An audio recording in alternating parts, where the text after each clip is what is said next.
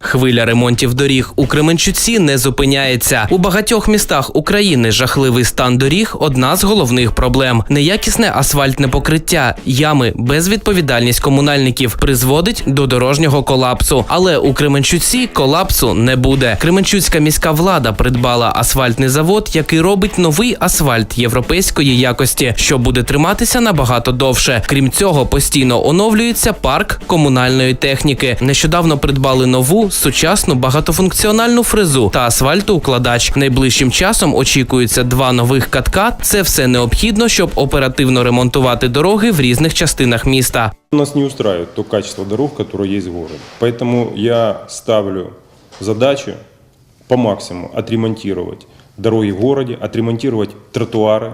У Кременчуці суттєво змінився підхід до ремонту доріг. Тепер замість ямкового ремонту асфальт вкладають дорожніми картами. До того ж, комунальники працюють по всім районам Кременчука. Тож новому місту – нові дороги. Хорошо тем, что дороги делают, это логично. По городу стараются, видно, что стараются. Лучше, чем было раньше. Стало лучше ездить, намного лучше. По сравнению с тем годом вообще супер. Машина же это самое меньше на ремонте стоит. И пассажиры довольны, что их не бросают нигде. Это не может не радовать.